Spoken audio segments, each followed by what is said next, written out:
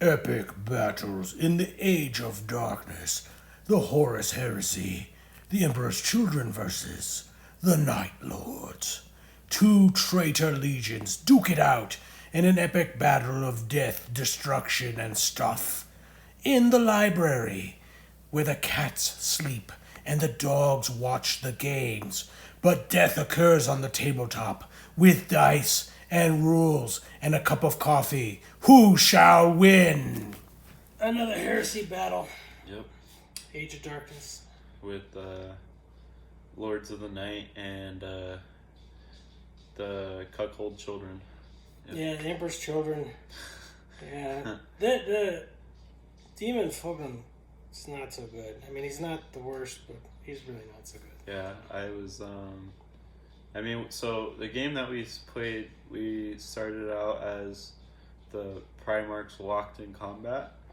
So and then what we did is whoever won combat for that round would get a additional buff, or they could take away something from the other party or from the other player's side. So mostly what I did was I buffed my characters for every time I won, and then my dad, he did a little bit of both, which is like a new perspective on the game, but it was definitely interesting, needless to say. This is my first time with a finesse army, so I didn't really know what I was doing, but I was like really savoring it, and I loved it. I loved every second. He started out playing the Night Lords like war leaders. Yeah. And that didn't work out so good. Yeah. But they have some guys that, like, I think 3 heroes that we couldn't kill, they just ran away. They kept on joining units, so it's really cool. Yeah. It's very Night Lordy. Yeah. Yeah. First it was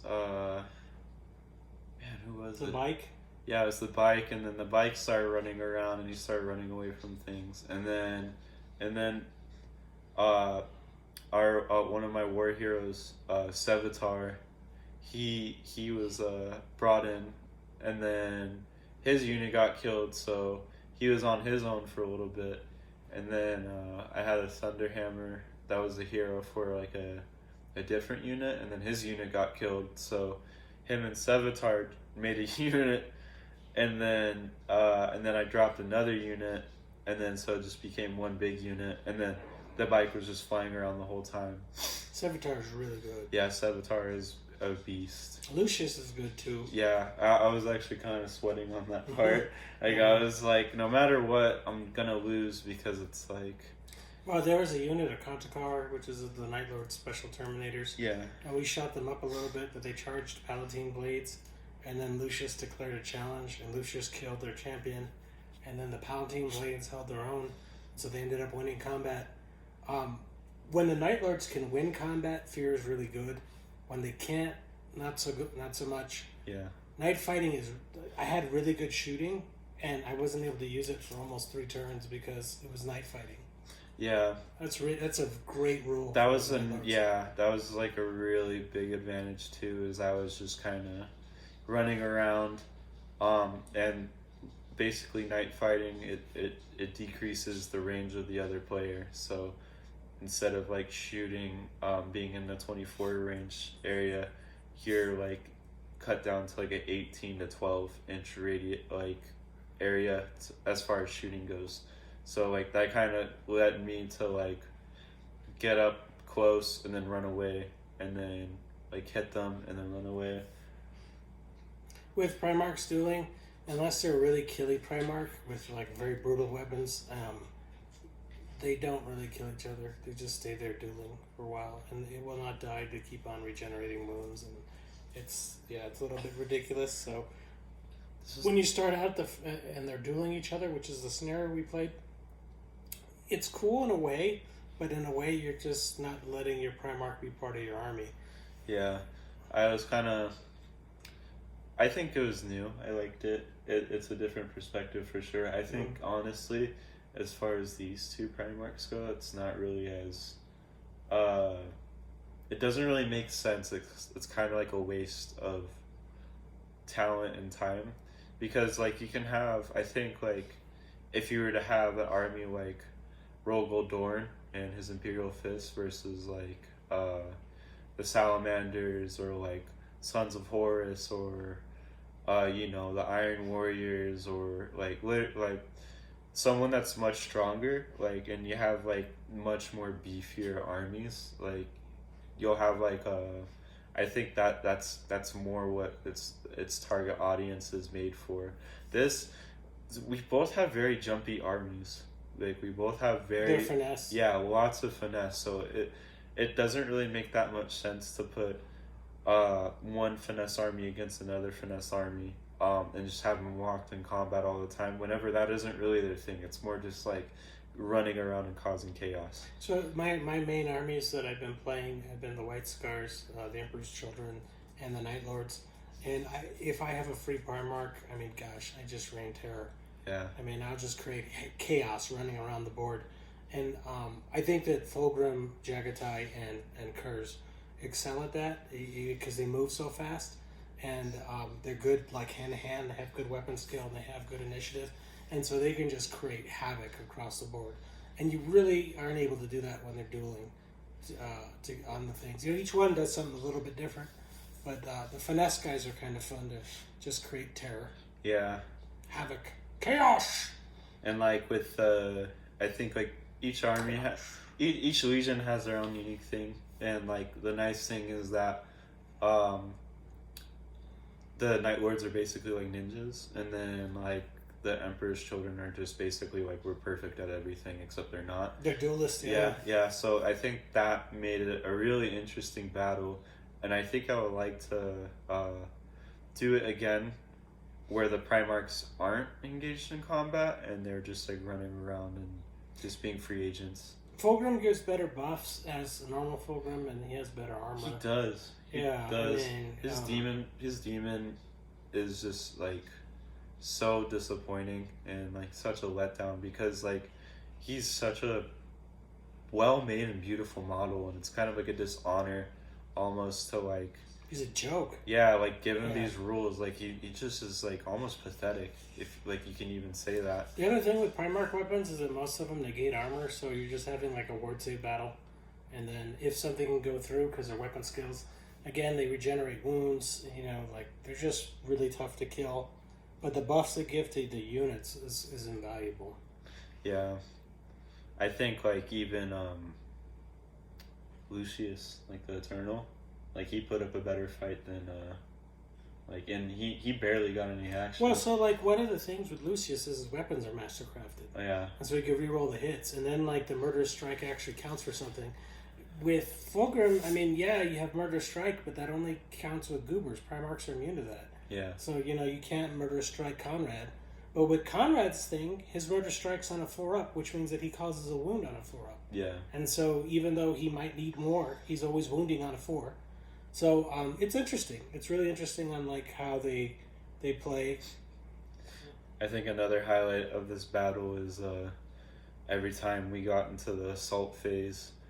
We had lots of failed charges. Yeah, it just kept rolling ones, and The way we did that is that a 1 was an auto fail, and because otherwise you're making charges all the time. And Heresy's brutal. I mean, people die all the time. I mean, there's nothing going to be on the board. Everything will die. I mean, tanks will die. And just that return fire reaction, if you don't pick the right target, you're dead too. You're dead. It's almost like this, it kind of felt like this was like a more regular Warhammer match, as in the fact that, like, going back, we had no Primarchs, and, like... Yeah, they were just really fighting for a buff. Yeah. To give a buff to... And it was mostly just like heroes, and like I feel like I didn't have too many heroes. I think I had like maybe like 3 heroes, and then I had a demon. No, you had a lot of heroes. Did I? Dots, yeah. Yeah, I mean, yeah. The thing that you were doing was you were playing more like the World Leaders. The World Leaders kind of get stuck in and they don't care, and so you can just throw away World Leader units and just like, and Night Lords you really can't do that. They need to gang up. And they need to... they're stronger in numbers. Yeah, they're bullies is what they are. They're essentially just like a gang. The World Eaters are just more like... it's like throwing like a... It's a buzzsaw. Yeah, it's like throwing like a hound into like a chicken pen. Or like, They get +1 attack because they're a world leader. I mean, Yeah. +1 attack. I mean, And then also, like, they have their own different buffs, but Terror squads are pretty good. Palatine blades, very good. Even the Phoenix Terminators, they're all right. They're not that bad. they were really good. They were really good.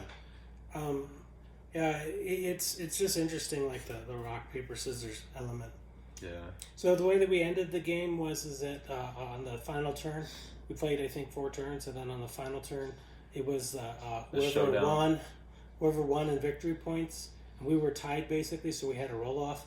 The Primarch got an extra buff, and they could choose what it was: +1 strength, or +1 attack or something. So I gave Fulgrim an extra attack, and he did nothing with it, and promptly lost to a normal Conrad Curze. Yeah. Yep, he's that good, Daemon Fulgrim. So yeah. So if I was playing normal Fulgrim, because he has a little bit better initiative, and because it's a duel, he would have got like 1 or 2 extra attacks anyway. And Daemon Fulgrim's like, no, I don't need any of that. Yeah. I cost more, but I need none of it. And he has no armor, and his attacks doesn't have a mastercrafted weapon, so he doesn't get to reroll his misses. Brilliant. Yeah. He's just not as good. Was this your first time playing? Yeah, it's the first time playing. Yeah. We dreaded. I didn't even use the Stupefy because it's useless. It's useless. If I had been playing normal Fulgrim, I would have got +1 combat res just because I was there. And I wasn't able to do that either. Yeah. So, I mean, yeah, they suck. How the mighty fall. No, I just played normal Fulgrim. There's no point in playing Daemon Fulgrim with his sucky rules. I'd like to say though that like this is like one of like the most legendary models I've seen. Andrew wants to show Fulgrim. Like Paid $350 for this guy. Yeah, this is like a legendary model. And I also sculpted him different because I didn't like his face in the dirt. I kind of almost gotta like bring him back. Yeah, he's cool though. I mean, he's really cool. He looks formidable. It's just a shame, you know. He's a punk. It's a real shame that he's just like a punk. Like, he's a punk. Yeah, I don't know. And the number values, we weren't even really counting number values. What we've been doing is we look at each army's side and we say, yeah, it's approximate. It gets too tedious, and then again, like, everything's not fair in a war, and so, like, if someone wants to be a hero, they can be a hero. I just had fun. Yeah. I think it was mostly just, like, kind of testing the waters as far as new things. I really liked... my dad's been trying to get me to play the Night Lords for a while now, his Night Lords army, and I was just really, like, having, like, a blast the whole time. It was that, and then whenever I played the Blood Angels, I was having like, an ecstatic time with it too. Like, the different legions are fun. They are really fun. Yeah. I think like I like the Salamanders, even though a lot of people hate on them. I think that they're really fun. Oh yeah, the Salamanders are really fun legion to play. They're really tough too. Because they're like one of those armies that make like a last stand, and that's kind of cool, like cinematic game top that this army's going to do a last stand. The one army that's kind of like, I think that are kind of broken because of the way they are, the Raven Guard's very much like the Night Lords, but the White Scars are so hit and run that they can actually be really boring to play with. I mean, they could table somebody just because they're so fast. That game that we had with, who was it? Was it the Salamanders and the Iron Warriors, or was it the Salamanders? Perturabo was pretty badass. Yeah, that was a really That's good a kick you in the teeth army. That was a really good Warriors game. are pretty good. Yeah. The Fists are good too, but the Iron Warriors, I mean, they'll beat your ass. Yeah, okay. I mean, I don't know. I'm not Hall really... of Fisting. Yeah, I'm not really a Hall of Fisting fan, but it was a good game. It was a good game today. I'm really happy. Yeah, so maybe we'll see what happens next time. We're thinking about Custodes. I mean, like, they played once. I mean, the Custodes. Yeah, we played them with World Eaters. They were very outnumbered because the World Eaters army that we have is huge. I mean, it's just, if you can imagine 200 Marines plus, and like just about 100 Terminators or something crazy. That's what the World Eaters army's like, and to equalize things, we gave them a Warhound Titan, which was a mistake. Oh my god. Yeah, the Warhound Titan is too good. Yeah, that was insane. That's the thing, you start creeping the scales up, and you have a very different game. If you match things, and you have a tank, I have a tank, you have this, I have this, it's a lot more balanced game, but you start putting apocalypse things, it's just like, Yeah, It's all dead. Everything's gonna get leveled, and it's not even like playing a game anymore. It's just ages of war. So Yeah, I mean, it was killing things every turn. It was like a whole unit just gone. Yeah. With the Warhound Titan. The Knights weren't so bad. Like a couple of Knights. the Knights were good. They weren't so bad. I like But the the Warhound Titan, too much. Way too much. You can't kill it. A lot of things can't hurt it. And then... Yeah. But even a Spartan, armor 14, that thing dies all the time. Yeah. Yeah. Yeah. Yeah. They're fun though. They're very versatile. Like they're very, Oh yeah, and they're like a glass hammer. They can Yeah. give it. Yeah, They can give it with, especially you kit them out right. Yeah, they can give it. Yeah. Yeah. I really. Twin link. I think what I learned with that game is like the best way to go against custodies with world eaters is you just hound them. You just like pile up on top of them, and then that's how you get rid of their units. So it's like talking like a terror squad, Palatine squad. I mean, you're looking at like 4 to 5 attacks a guy, Yeah. right? I mean, like 4 to 5 attacks a guy, and they have all sorts of other buffs to them, like strength buffs, and they can take away armor buffs. And so you have a Custodes. It doesn't really matter because they're so outnumbered. They're just gonna die. Yeah. And so, like, Custodes are kind of tricky to play. They're good, but, you know, like, just the weight of fire and stuff, they're going to start failing saves. And, you know, you only have, like, a handful of guys on the table, so, yeah. I say the one thing that's really redeemable about the Custodes is that they're fearless. That is, yeah. That's really nice. But in is that order they're to have fearless. fear, you have to win combat. And that's Yeah. a mistake that Andrew made this game. Because he was playing, like, World Eaters, and the World Eaters, they just can come in waves, and you can just, like, throw away guys. But Night Lords, you really need to gang up, you really need to bully, you need to win combat, and once you do, my God, that fear does a lot. But again, Palatine Blades are good. So that you know, like, beating those guys up is a little bit tough, and they get dueling buffs, and they can do things. So they're pretty good, and they're kind of like the wrong unit to bully. Yeah. Yeah, just because I guess if you're arrogant, you're delusional, and your delusion makes you somewhat immune to fear. Yeah. Yeah, who knew? Yeah. Yeah, I don't need to be fearless. I'm delusional. Ha! Yeah. I had a good game. It was a good game today. Yeah, hopefully many more to come. I think we played, what, like 12 Heresy games, something like Yeah. that? Yeah. Yeah. I think it's always been one traitor, one loyalist, no matter what. This one was double traitor today, but No, Puerto Rico, I think, faced somebody that... no, because we only played Iron Warriors with Salamanders. Oh, they played Salamanders? Yeah. I remember that wasn't fair. They beat That ass. was a really fun game, though. The Iron Warriors beat ass. Yeah. Yeah. The Imperial Fists are good, too. I mean, they're really... We just don't like them. I mean, but the Imperial Fists, they're good. Yeah. Like, Flank Sworders are pretty good. Yeah, and the Solarite Power Fist, yeah. Yeah. Yeah. Yeah, those were good. The Sons of Horus, we played. I got Thunderhammered. I mean, that was that one hero that you had a Thunderhammer. Yeah. And it's like, I'm dueling you, ta-ta-ta-ta-ta, and then the Thunderhammer. Yeah. Ah, I'm kidding. It's like we played the Sons of Horus with Sons of Horus, they don't have good Legion rolls. with Custodes.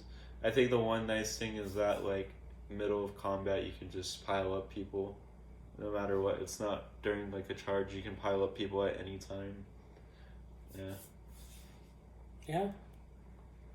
Yeah, more Heresy someday. Yeah, more Heresy. I want to get Injured Har and actually just put him on an army against the World Eaters. With his Gigawatt Power Fist, they can have Strength 12. Yeah, that'd be awesome. But again, it's only going to cause 1 wound to a Primarch. Something to think about. It won't insta-kill him because it will not die, so it can't insta-kill him, and it's only going to cause 1 wound. Yeah. But it'll be a glorious wound. I would just like to punch Angron in the face with a supercharged Gigawatt Power Fist. Yeah. Haven't got him yet, but we're going to get Injured Hard just to do that. And he's going to be, I'll join your army just to punch Daddy in the face. I'm mad at my daddy. Yeah. Conrad hates his children, so it kind of makes sense with him fighting away from Most of the Primarchs do, which is kind of sad. Not really. Angron hates his children. I think Angron loves him more than Curze does. Angron wants to, like, tough love him. Curze just hates him. He doesn't like, there's no redemption. Yeah. Yeah. And everybody else pretty much loves him. I mean, Puerto Rico has a tough love of Roach. Fulgrim, he might love him too Porter much. Robbo's. I mean, maybe that's why they had him duels, because like they didn't want Fulgrim to be alone with him. I think Fulgrim's just an egoist. Yeah, he's also a weird pervert. Yeah, he is. Yeah, that's his stick. He's a pervert. Yep. Snake boy pervert. Yep. That's the whole. But he does snake boy pervert better than anybody. Yep. The best pervert in all of 40K. Yeah, Jump Pack, Palatine Blades, really good. They're really, really good. Yeah, they I are had a good. bunch of them, so probably... You didn't really use them that I had much. 4 units, Palatine Blades. Yeah. 3 Jump Packs and 1 normal guys. And Lucius was with the normal guys because he was lazy. He just wanted to... He didn't get his Jump Pack. I think He like was still waiting for it in the mail. most like for like a good part of the game, like you had like 2 jetpack units on both of the. Oh, I mean, one's right there still. Or no, that's not even a jetpack unit. It's just a heavy weapons unit. Yeah, what's funny is that my normal troops just stayed behind and they were like eating donuts or something. They did nothing, cruising in the Rhino. And then he finally got the Rhino, blew up at the end of the game. And like, what the hell happened? Yeah. Where were you guys? You're like, I'm eating donuts. Yeah. You figured you guys had it. So Yeah. we didn't do anything. They essentially just did nothing the whole Yep. game. Real They funny. eat donuts though. Yeah, it was a real good game. Thank you, sir. Yeah, Thank until you. next time. And I think that's it, right? I I think that's it too.